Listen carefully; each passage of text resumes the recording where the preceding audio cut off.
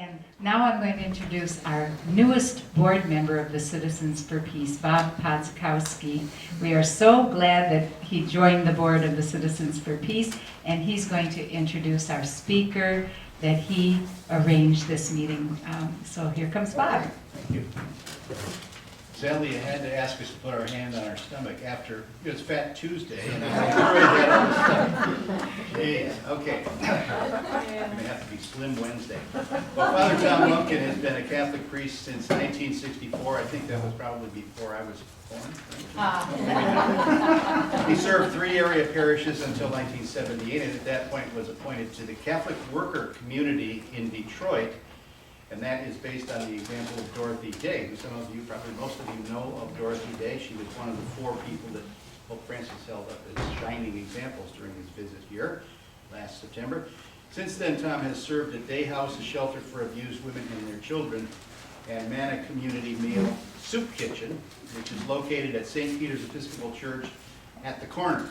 You know what that means, right? The corner of Michigan and Trumbull, right across from where Tiger Stadium once stood. Manna Meal's mission is to offer sanctuary from the harsh realities of the street and to foster human dignity. It provides free hot meals 5 days a week, every day but Thursday and Sunday, to people who are not able to provide for themselves.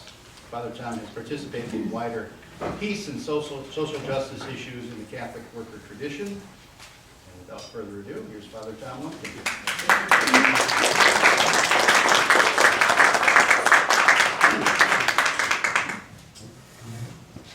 Okay, it's nice to be with you in this nice warm room.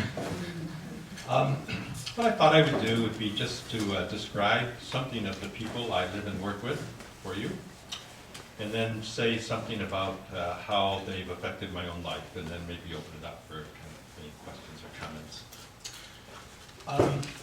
The people I live and work with are maybe, well, what Bishop Ken Upner used to call the poor. There's grades of poverty, I think, in the country as there's grades of wealth. And there's the working poor, for example. I do not see the working poor. So I'm just trying to limit what claim I have is expertise in talking about things. I don't know much about the working poor. But I work with people who are generally homeless or and live with, or on the edge of homelessness. They're kind of continuing a state of crisis. And so let me describe them a little bit. And of course I'm generalizing, but as generalizations I think they hold.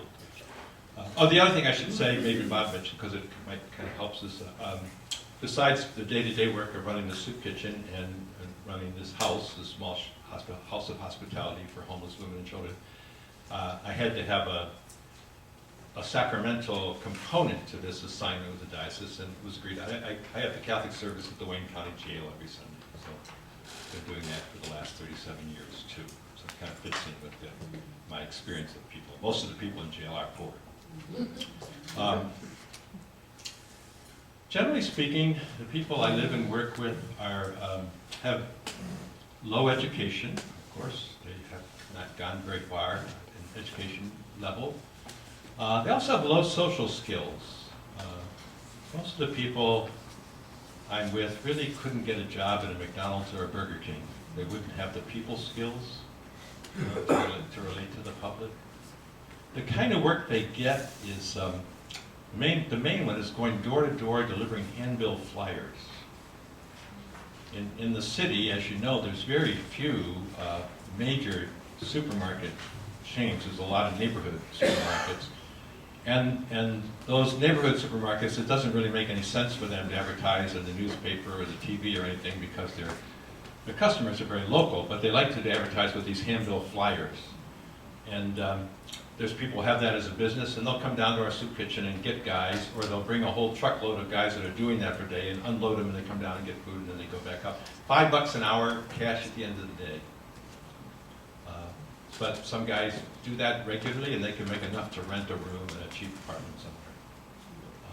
Another kind of work during season, car washes would be another kind of work these guys get. But so way below minimum wage job pay is what people, if they are working, that's what they get. A great number of them have some kind of mental or emotional illness. It's really striking. I think it got accentuated when there was this point of time, I can't remember, I think it was under Governor Engler, but there was this theory that we should close the main psychiatric institutions. Right. You know, it was Engler, yeah. And the sort of the nice, I mean, how it was advertised is, well, we should be mainstreaming people. But it didn't really work that well. I mean, a lot of people, they didn't just throw them out on the street, but they were placed in adult foster care homes, but for many of them, part of their illness is they can't stand to be with other people, so they walked out. And so there's a lot of mental illness among the homeless population. I mean, a big chunk. I would guess like on a typical day at our soup kitchen, 40 to 50% of the people there have some kind of mental or emotional illness. And we have right now at our house, we have 7 women and 2 children. And of the 7 women, I think maybe 1 is not taking psychiatric medication or seen a therapist. So that's kind of a common thing, that among the very poor, is there's problems with mental health. Another phenomenon, it kind of surprised me, I didn't really realize until I started doing it, hardly anybody's married. We hardly ever come across what you might consider to be an intact family. Father, mother, husband, wife, and kids. It's really rare. At this kind of low level in poverty, they're just, people are not together, families are not together. The rarest thing of all would be to see a father taking care of a kid by himself, but mostly it's mothers with children who are among the very poor. And that's probably true of other levels of income too. But we hardly ever come across an intact family. So we have lots of mothers with children, but not fathers aren't there. Like we have the 2 kids that are with us right now. They both have the same father, but the mothers had children from other fathers, other men. And a big thing about them, and it took me for a while to see this, and it's my perspective. I mean, I could say a good chunk of their mental illness, and you can sort of document that. You can just see it, have a conversation with them. You know, this you wouldn't see if you were talking with people I live and work with. But a lot of them don't think they have any future.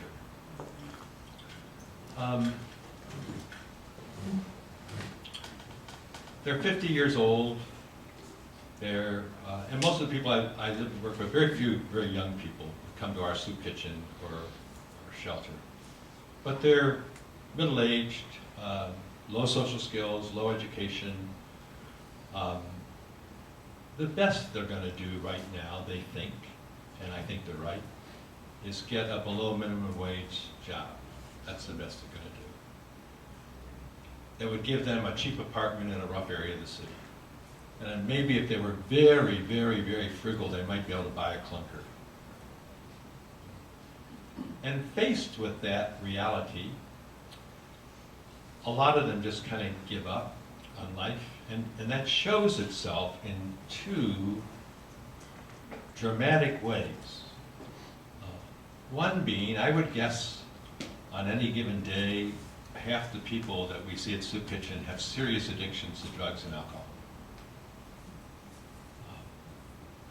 And if you ever study the psychology of addictions, kind of the first thing you learn is that when somebody, and if you have people in your wider family who have an addiction, I mean, first thing you learn is when somebody gets really heavy into drugs or alcohol, it's because for one reason or another they don't like their everyday life and they're doing this as a way of escaping from it. I think it's always true. In some cases, they may not have anything to really complain about. I mean, you'll see some young kids out in the suburbs who get heavy into drugs or alcohol. But they don't. Their life isn't exciting enough. It's too boring. I mean, there's something about their everyday life they don't like. And they get heavy into drugs and alcohol as a way of trying to escape from it. And I say that not to justify it, but just to understand it's not, given that, it's not surprising that a lot of very poor people are addicted. You're 50 years old, the best you're going to do is get a below minimum wage job, you know, that might give you a cheap apartment in a rough area of the city. If I get clean and sober, I could get that. And faced with that, a lot of guys just say, what the heck, it isn't worth it. I'm just going to stay high. In that sense, they don't have much to live for. Even if they did get clean sober, they wouldn't be able to get much. The other way, and I mention this because of why I said in the beginning that I had the Catholic service at the jail on Sunday. I would guess on any given day, easily half the people that are with us have already in their life been incarcerated. Already. And it's not, the other thing I should say, I should have said this at the beginning. In some ways, the people I live and work with are like everybody. And one way that's true is that most of the people I live and work with are pretty nice. And there's a few that aren't. But that's probably in your neighborhood. Most of the people are pretty nice, and there's a few that aren't. Okay, wherever you go, most people are pretty nice, and there's always some, a few that aren't, you know. But that would be our experience with the people I'm with. Most of them are pretty nice, they're pretty decent people. There's a few that aren't. But they get incarcerated many times. And here's what happens, I think.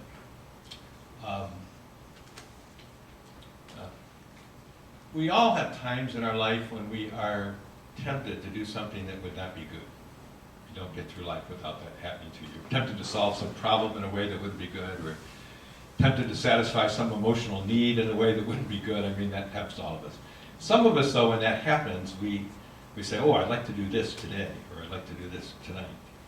But then a second thought kicks in. We have kind of a break inside us. It says, wait a minute, if I do this today, this bad thing may happen tomorrow.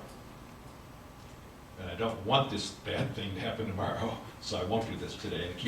To be able to think about the future keeps a lot of people out of a lot of trouble. Really.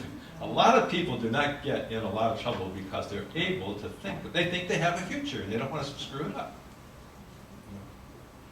But in my experience with poorer people, really low poor people, they get the problem or they get the emotional need and they just act on it. And I think it's because they don't think they have anything future. As an example, we had a guy who used to come to our kitchen. He had a cheap apartment in the Cass Corridor. He had some guys over one day watching a game, and they were drinking, which doesn't help to have a clear mind. At some point, one of the visitors had his feet on this guy's coffee table. And the guy whose apartment it was didn't want him to have his feet on his coffee table and told him to take his feet off the coffee table. And for whatever reason, the guy wouldn't. I'm sure alcohol was fueling this. But here's a problem for this guy. This guy's not respecting me. He's not respecting my place. How am I going to solve it? He solved it by stabbing this guy. The guy did not die who was stabbed, but the guy who did it is now incarcerated for 5 to 7 years for felonious assault. I would be certain tonight that he would say, that was really a stupid way to solve this problem.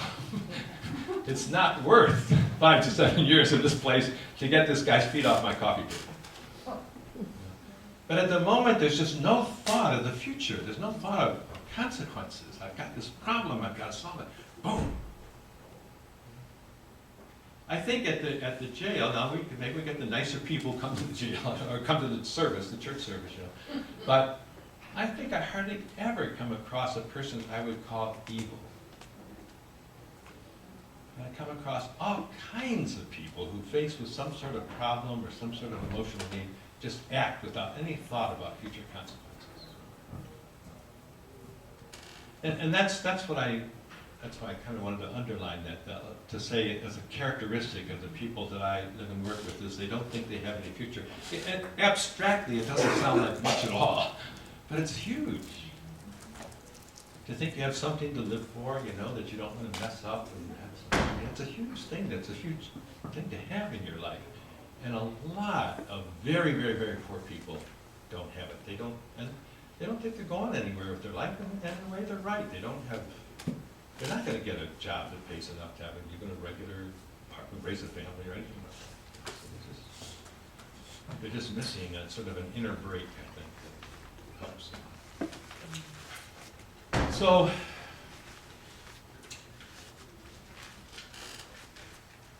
basically what I kind of would say about people I've never, and most of them I would say are pretty nice people.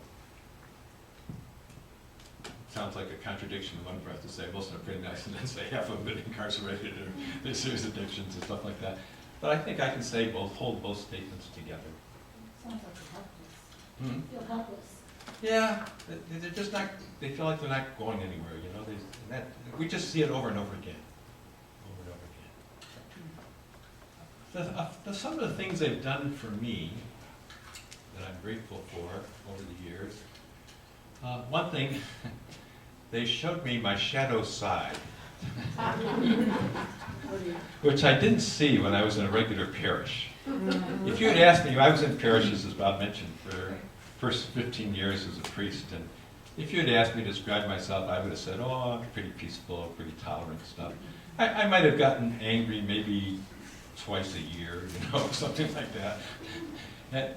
But it wasn't that I was so tolerant and peaceful and patient, it's just that I was just living with and working with people who were fairly agreeable, that's all. And once I got in with people who were harder, you know, then I saw sort of a dark side inside me that I had never seen before, and it was good for me to see it. I pray the Lord have mercy. In our church, the Catholic, we begin our liturgy by saying, Lord have mercy, Christ have mercy, Lord have mercy. I could really pray that pretty good. We had just a few weeks ago, we had a woman call, and this is a difficult woman. I mean, was married very briefly and split up, and the husband got the custody of the child, which is something that's not too often in a divorce where the husband gets the custody of the child, but husband got custody of the child. She's very difficult, but anyway, she called and wanted to come over to do her laundry at our house, and I was on answering the phones and doors, and it was a Saturday afternoon. I had to go off for a mass at 4:30, so I said, well, okay, you can come. She called in the morning. You can come between 1 and 4:15. If you come, if you get done by 4:15, you can do it. She's fine. Well, she doesn't get there till 10 to 3. And I'm thinking, I let her in, and she's upset as she comes in. And I don't know what happened, but I think she's probably upset because she was so late for this. And in our house, it takes about 40 minutes to go through the washer and a good 15 minutes or so to dry. And I'm thinking she's not going to get through before I have to go out. And I didn't want to have her stay there for the next person coming in the house because she's a difficult person anyway. So I said, we gotta change this. We can't do it today. And she really got upset then. She just was really upset. So then I said, I think you should leave right now. And she refused to leave. So she talked a little bit, and we talked, and I was getting more and more impatient. And I said, well, I think I'm going to call the police and have them come and remove you because you won't leave. And as I picked up the phone to call the police, she knocked it out of my hand. And then I just lost it. I just lost it. I pushed and shoved her out the house, wrestled with her, and she was fighting me. But I was just surprised that all that impatience and anger was inside me. You know, I never saw that when I was in a parish. I know I never pushed and shoved a person around the rectory. But it's in some ways, if you have a kind of a good self-image, which I do, and as a priest I get lots of affirmation, you know, and you can tend to think you're better than you are. But so I consider this a gift to be able to. I see, like I say, one of the things they've done for me is help me see a dark side of me that I never knew was there until I started to work with poor people, very poor people. You know, in our tradition, we say God loves the poor. The Lord hears the cry of the poor. Blessed be the Lord. God loves the poor. And after being down at Day House for a couple of years, I said, well, I wonder why. I thought the people in the suburbs were a lot more agreeable than people I thought. I mean, why does God love them? You know, but what I came to, I think, is that there's one thing: they know they need help. I mean, generally speaking, very, very poor people know they need help. They may not go about getting it in very appropriate ways, but they know they need help. And that, you know, if there is one thing in the Gospels that Jesus warns people about, it's the danger of riches. I mean, he doesn't usually say there's one particular thing out there that you should be worried about, but there's many statements in the Gospels how hard it is for a rich person to enter the kingdom of God, and tells the story of the rich man and the poor man, and the rich man feasted every day, and the poor man who ate the crumbs, and then when they died, the rich man went to hell. You know? But there's over and over again how it's easier for a camel to pass through a needle's eye than for a rich person to enter the kingdom of God. And if yes, well, why is that? You know, I think it's because riches can give you the illusion that you're self-sufficient and you don't need anybody. I mean, I think that's the danger. Martin Luther King used to tell the story about the guy on Sunday morning having breakfast, a wealthy man. He's drinking his coffee from some Columbia grower in South America. He's having his eggs from a Wisconsin dairy farmer, and toast from a Kansas wheat grower, and thinking to himself, boy, I'm glad I'm not like those people on welfare, that I don't need anybody. You know, hundreds of people are involved in getting his breakfast. Yeah. But he doesn't see it. He thinks he's got it all himself. He did it all himself. But I think that's why God loves the poor, because they don't think they're so self-sufficient. And we fall into that trap. I mean, especially people who are wealthy, all of us who have more. So, they show me my status. The other thing, I appreciate much more than I ever used to how much I've been given, how much I've been blessed. I mean, when I was growing up, maybe you thought this too, I thought it was normal to have two parents who loved each other and who loved me. Mm-hmm. I thought everybody did. Mm-hmm. Boy, now it seems to be, it's almost the exception. And the people I hardly ever come across people who had two parents who loved each other and who loved their kid. You know? And of course, I did nothing to earn that. I knew it happened. I mean, I can't claim any credit for having two parents who loved each other and loved me. It was a gift. But I never appreciated it. I took it for granted for years. And I'm glad right now that in living with people who don't have that at all, you know, I've had one time we had a woman come to the house with two teenage kids. She was a recovering alcoholic, and the kids had different fathers. One of the fathers was in prison for life, the other I don't remember, but he wasn't around. The girl was about 15 at the time, the boy was 14. They were angry. The mother was free of her alcoholism at the time, but the kids were very angry with their mother. I came home from church one Sunday and I found the boy by this time 14, was bigger than his mother, and he had her on the floor, was wrestling her, was just angry with her. Earlier that week, the girl had threatened the mother with a knife, and it was just a family in turmoil.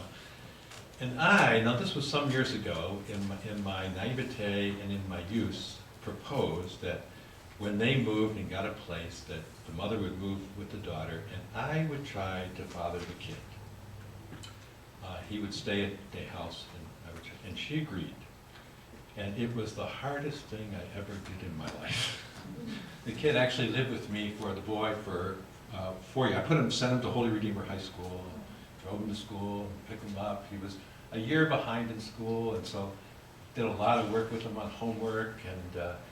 But then as the years went along, I got through freshman, sophomore, and junior year. But then in junior year, he stopped coming. He wasn't coming home every night. He got in with a gang. I found a gun under his mattress one day, and told him after school was out that his junior year, that he could. I was going to not have him stay with me. He wasn't coming in that much. We were coming in once a night, and I was staying out with these other guys in gang. That he had to work in our soup kitchen each day during the summer, and if he did, then he could stay with me and we'd go through some year. If he didn't, then he'd have to leave. Well, he didn't, so he had to leave. He ended up going to prison. To this day, we are still good friends.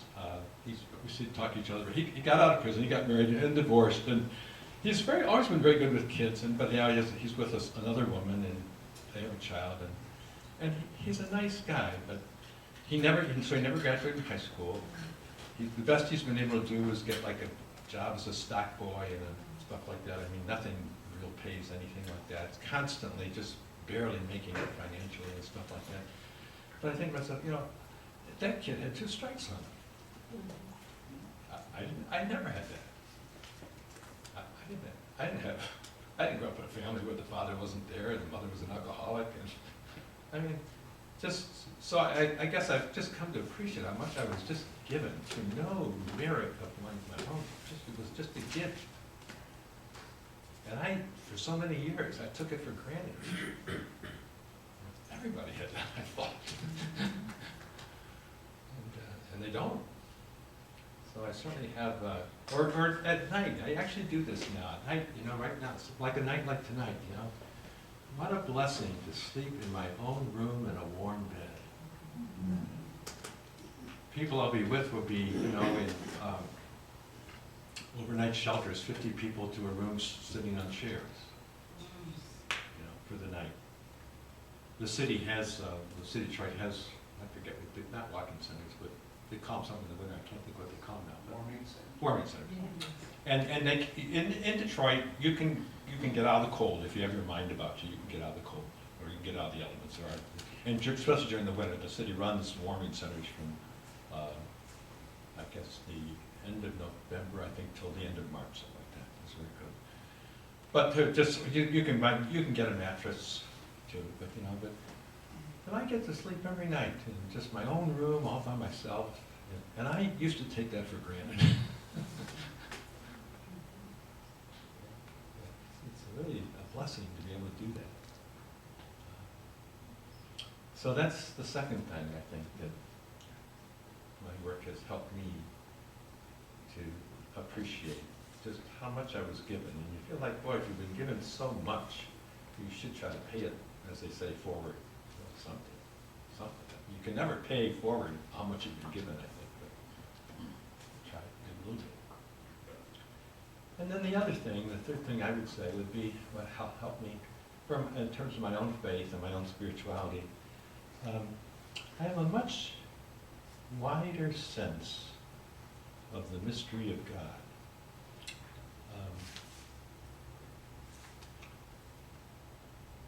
And what I mean by that, we believe that in our faith that God is with us, that God takes on flesh, and that we can know God through other people, and stuff like that.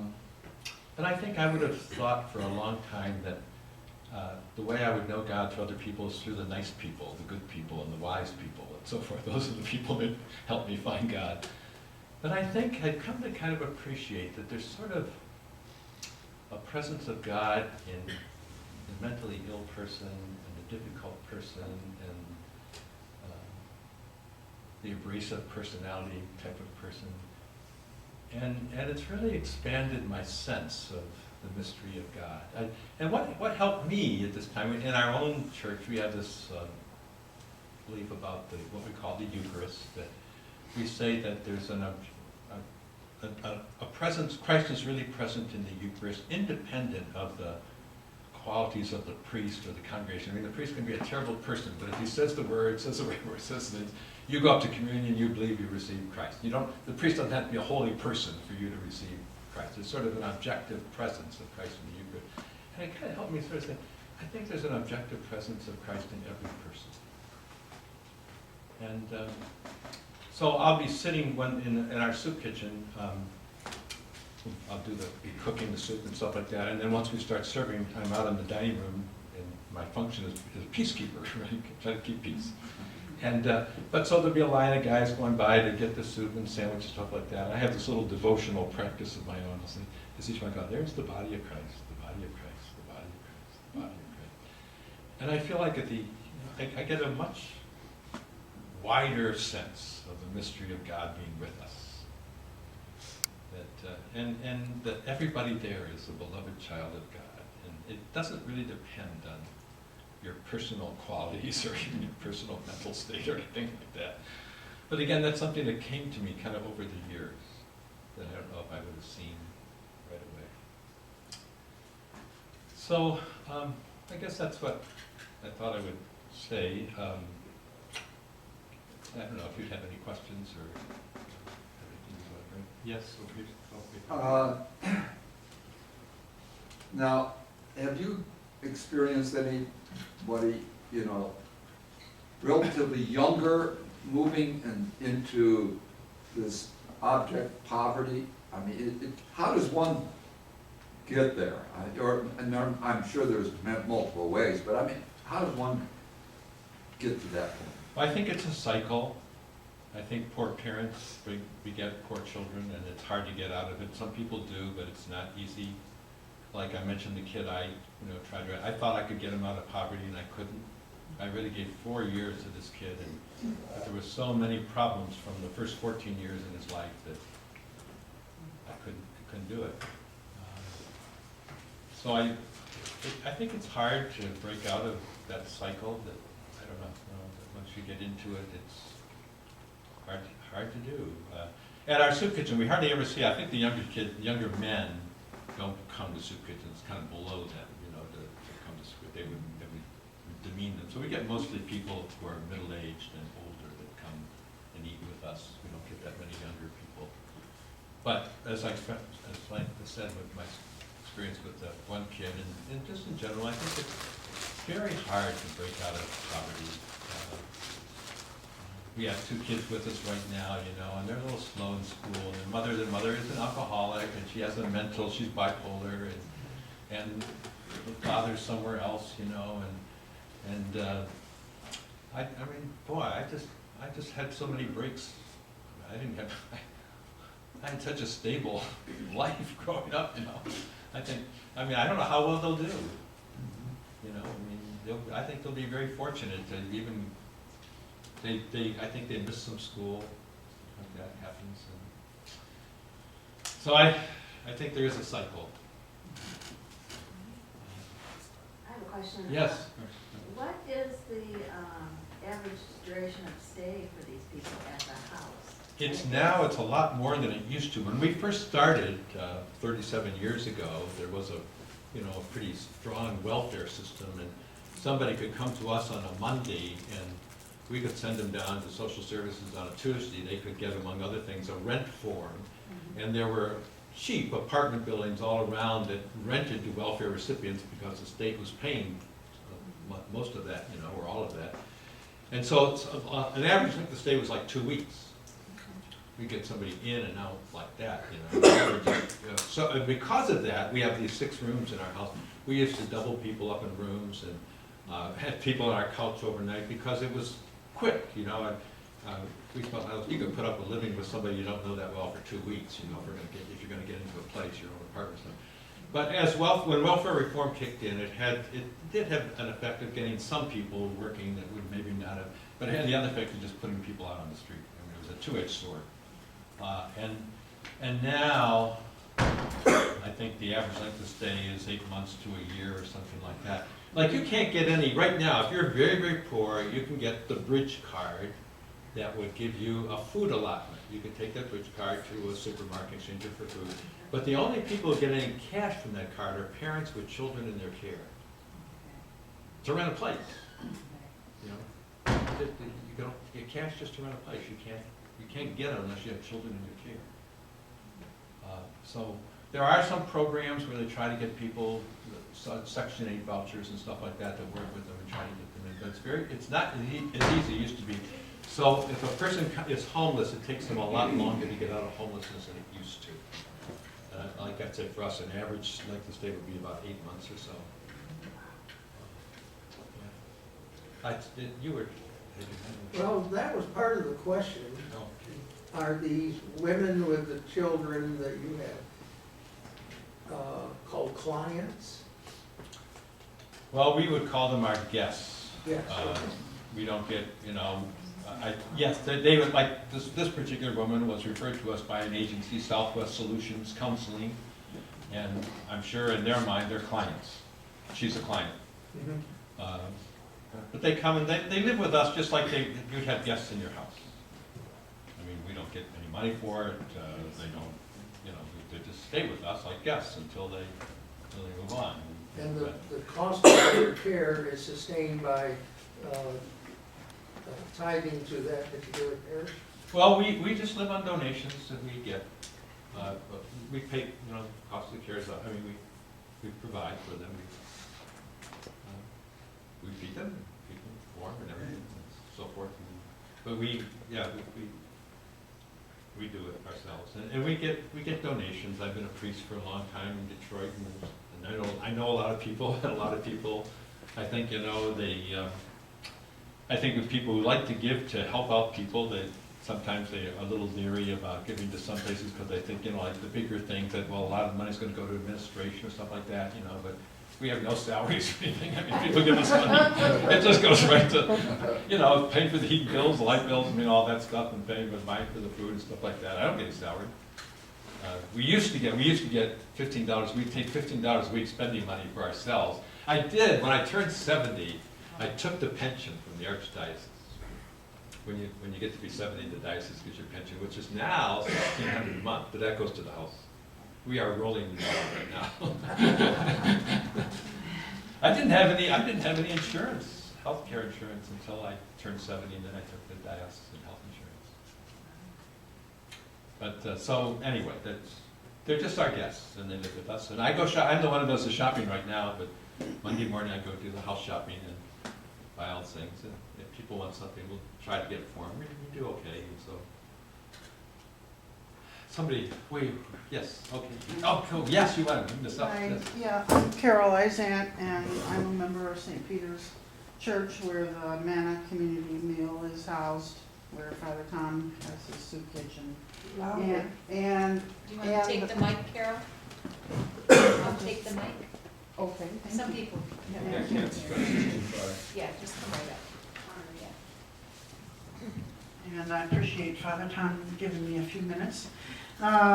He talked about the blessing of having a bed to sleep in every night in his own bedroom, having the privacy of his own room. And one other thing that most of us probably in this room take for granted is having a bathroom to take a shower in and a laundry to do your wash in.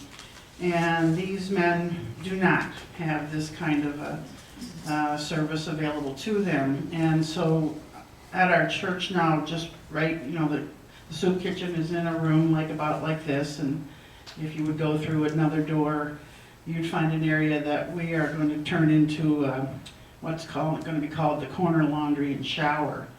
And we're going to have a commercial laundry area and showers available, so that when these guys come in for their hot meal every morning, they can go into the shower, take a shower, do their laundry.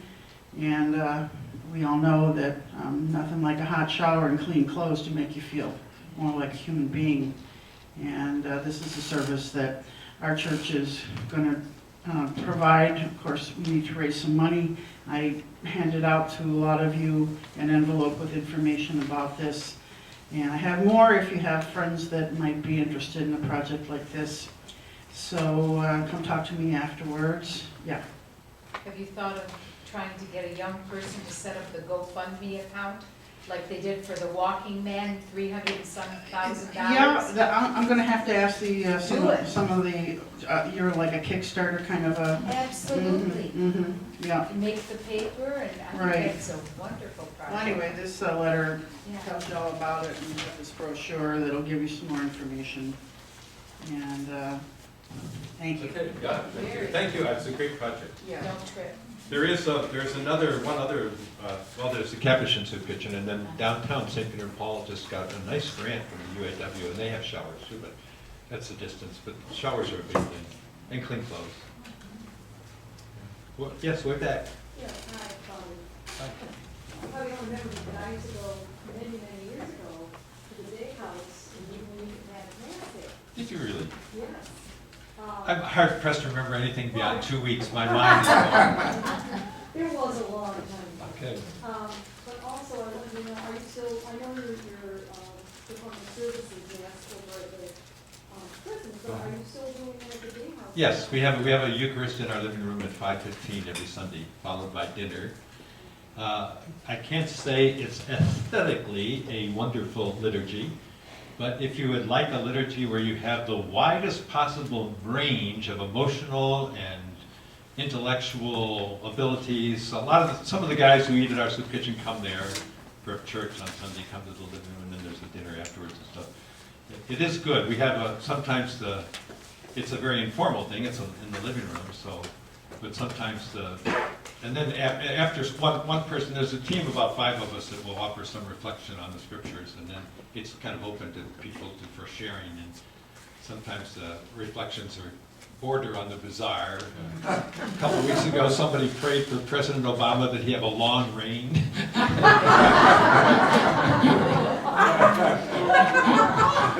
So it's good, but if you kind of believe that heaven's going to be this big, table where people of all kinds will be gathered together and seated at the table, this is a good preview of that. Otherwise, I mean, the music isn't very good. It's missing a lot aesthetically, but it has its own charm. But it's open to anybody. And I just wanted to say one more thing. I came in late, so we had already discussed about the Dorothy Day house, who Dorothy Day was and how this all. I didn't say anything about Dorothy Day. I don't know how much you want to get into that, or Okay. You could give a quick overview. Just, Yeah. who she was and Yeah. how important she was. And Dorothy Day lived in the early. She died in 1980 at about 80 years old. My years might be a little bit off right now, but she grew up. Did not finish college. She grew up middle class, but she was a very social activist and was very concerned. When she was growing up, the big social issues were the rights of workers to unionize. That was a big issue. The rights of women to vote. Those were the big issues of her youth. And she migrated to New York City, and her profession was a freelance journalist, and she used to write for kind of the radical papers that were around at that time. And she lived a kind of bohemian lifestyle. She was in a relationship with a guy, and she did get pregnant, had an abortion, and was kind of floating around. And at some point, I'm a little foggy on this, but at some point she got pregnant again. She was living with another guy, and she decided that she wanted to give this, she was going to carry this child to term, and she was going to give this child some stability that she felt she wasn't having in her own life. And back in those days, the Church of the Poor was really the Catholic Church. I mean, the immigrants were the Italians and the Polish and the Irish, and they were the people coming into the country, and they were all Catholic, So she thought, she was raised, I think, Episcopalian, but she thought that the church that she should belong to would be the Catholic Church, because that's the Church of the Poor. So she, when the child was born, she had the child baptized, and she became Catholic. But she herself couldn't quite figure out how to integrate her social justice concerns with what she'd hear on a typical Sunday from the pulpit. It didn't come together that way. And then into her life came this old French peasant, we say Peter Morin, French might be Morin, and he had traveled around the country. And he knew all the social justice teaching that was in the church, all the social justice encyclicals, and he kind of indoctrinated her on this. And he was kind of scatterbrained himself. He had lots of ideas, but he wasn't very practical. And he was looking for somebody who could help him put his ideas out there. And he heard this Dorothy Day's a journalist. She could maybe do it, So anyway, they get together and they put out a newspaper. And at that time, the Communist Party, which probably had the biggest influence in the country that it ever had, this would be around the 1930s, had a paper they called the Daily Worker. So they said they're going to name their paper the Catholic Worker to kind of both complement and contrast it with the Communist Party. That the church has some social things to say to the workers who are trying to unionize and stuff, that the church has some justice. So they began by starting a paper that they called the Catholic Worker, but then very quickly they realized they had to walk their talk, and it was a depression, and there were long lines of people out of work, so they started a soup kitchen to feed. This was all in New York City. They started in New York City, and started taking in homeless people, and the first thing that happened was a newspaper in which they tried to present the church supported workers unionizing and women getting to vote and stuff like that. And then they started doing these things, and very quickly, because they had a paper and it was getting spread around the country, the other people were attracted to the Catholic worker movement, and by around they started in 1933, by around 1940, there were about 50 houses around the country. There was one in Detroit. In 1937, Lou Murphy and started a house in Corktown. And they had about 5, 6, 7 children, I'm not sure. Their most famous child is Sheila Cottrell. Oh, yeah. Yeah, she's Sheila Murphy, she's her most famous child. But anyway, they started, so there was a house in Detroit from 1937 or so until about the mid-60s.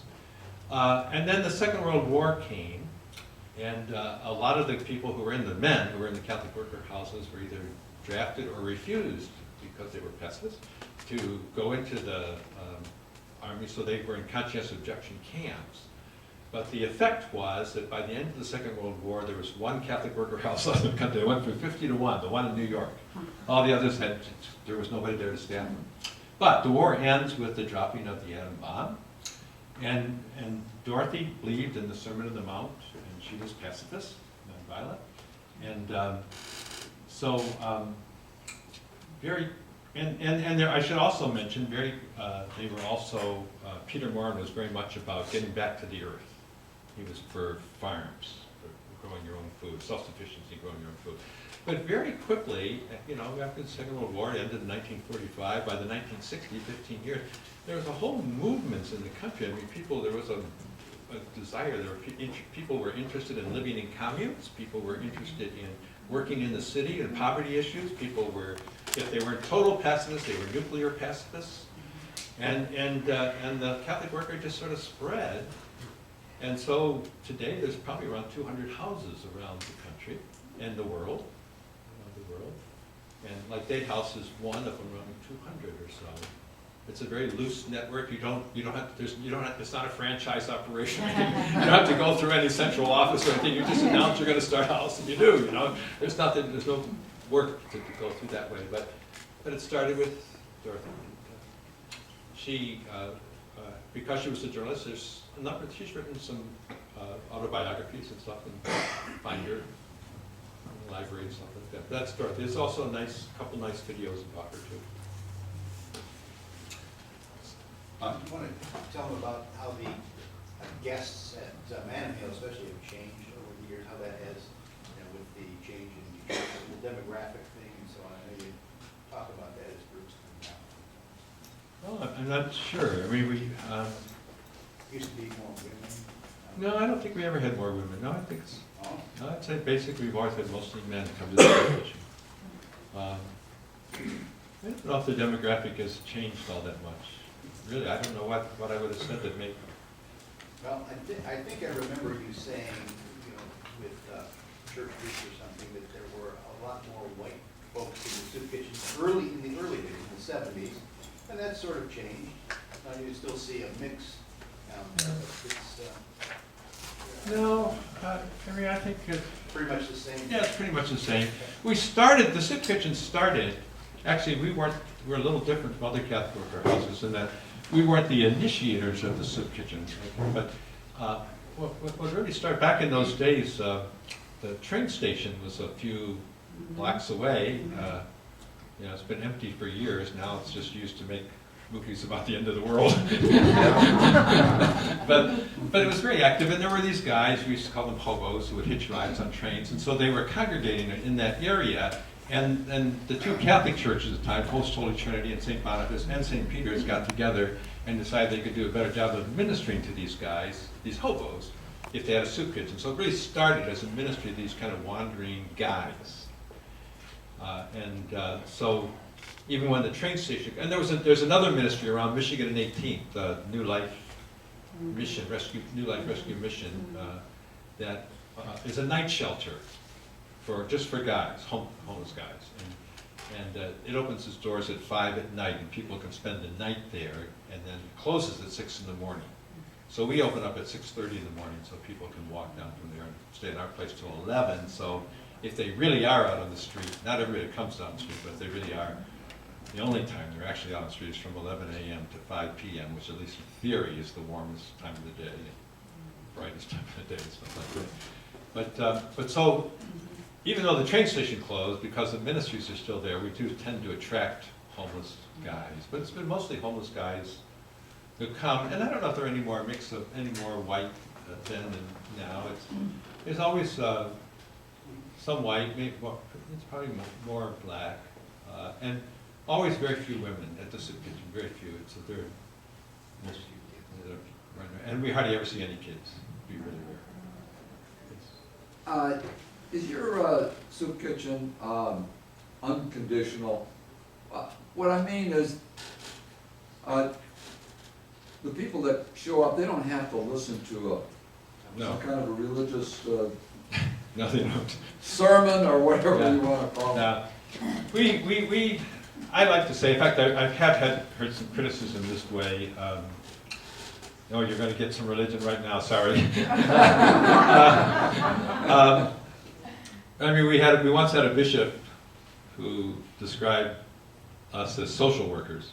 And this is nothing against social workers, but I've always felt like there's a saying of St. Francis of Assisi, preach the gospel at all times, and if you have to, use words. But in Jesus' time, what Jesus, here's the sorry, a little bit of preaching. In Jesus' time, he comes, and his main message is the kingdom of God is at hand. Heaven is at hand. It isn't just off in the future, it's at hand. And what he taught was, begin to live now as if you already have. Love everybody, don't just love a few people. Put your trust in your Heavenly Father, don't just put your trust in yourself. Begin to live as if you're already in heaven. And the things he did were not only acts of compassion for individual people, but they were meant to be signs that with him, heaven had begun. Because the people back in those days, they didn't think abstractly like we do, but they had images. They thought in images. Like heaven, when God reigned, what it would be like the blind would see, and the lame would walk when God reigned, and the nations would beat their swords into plowshares.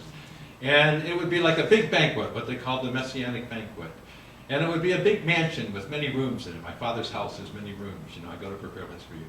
So when he did those different things, he was not only doing acts of compassion for individuals, but he was proclaiming that with him the kingdom of God had come.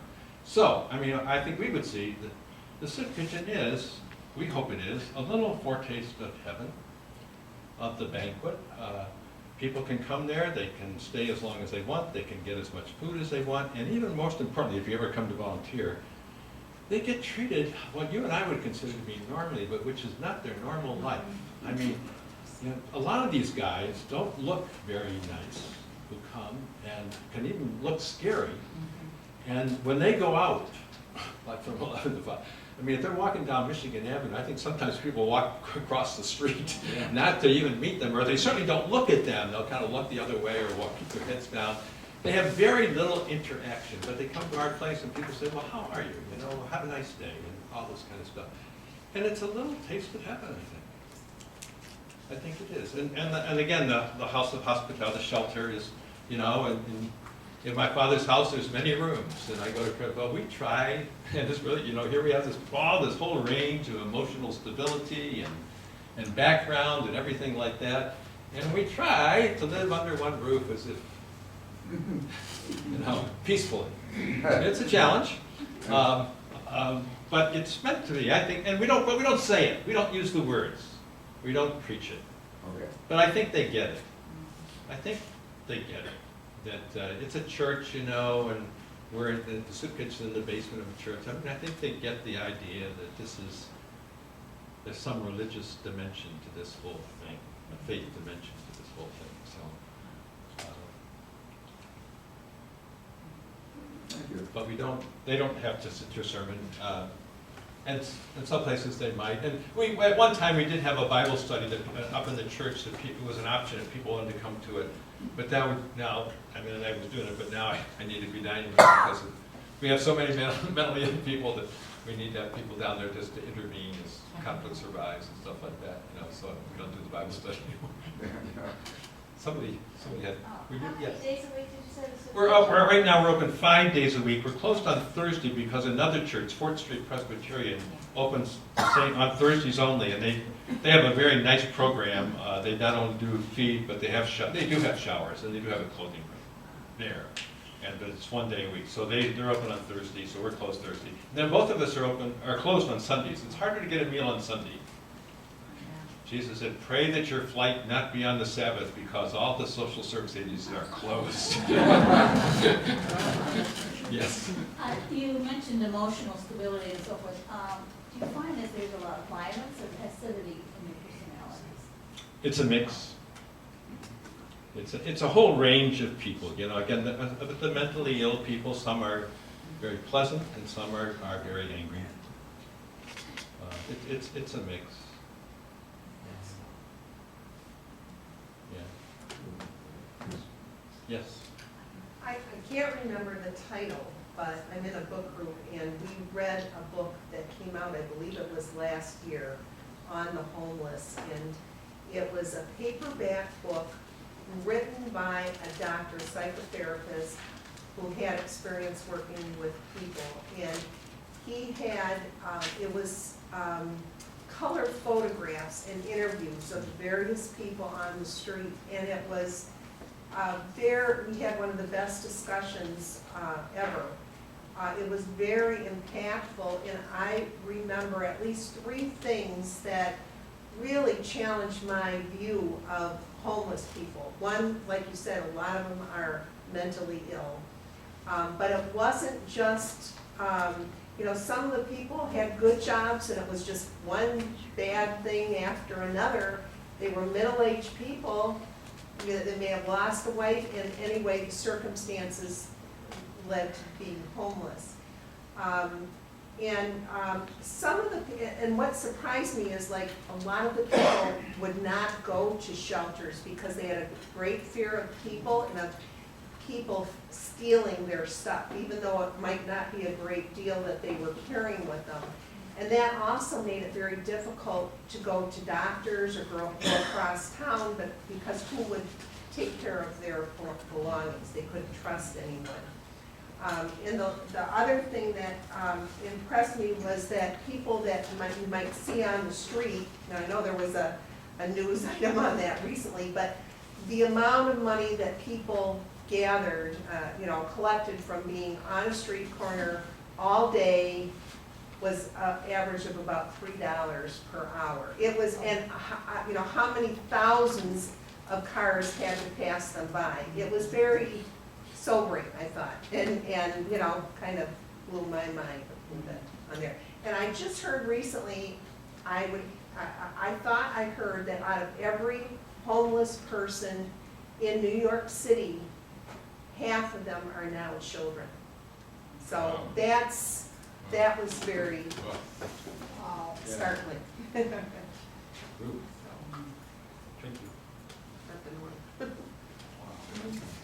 Well, thank you very much.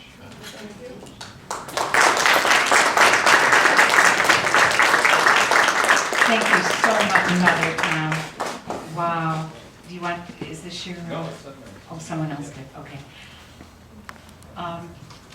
One of our visitors said, I have to come because Father Tom is a saint. And I'm so glad that you said you're not a saint yet. I'm not a saint. But you're working on it, Live with me 37 for a while. They haven't lived with me. It's like marriage, you know. You think you're, when you live with somebody, then you see they're not a saint. Very length of time. Oh, Sally wants to invite. I go to Manna Meal, and I didn't see any of the violence that Tom is scaring me off with. It's always been peaceful every Monday, and he's not even there to keep the peace. That's his day off. And most of the people come are pretty nice. There's just a few that Yeah. we don't have. So I go down the 2nd and 4th Mondays, and that's when we need more help than any other days. If anybody would like to go with me, please see me. And Sally knows how to keep the peace. Thank you, our inner peace director. Thank you again, Father Tom and Sally. I want to invite you.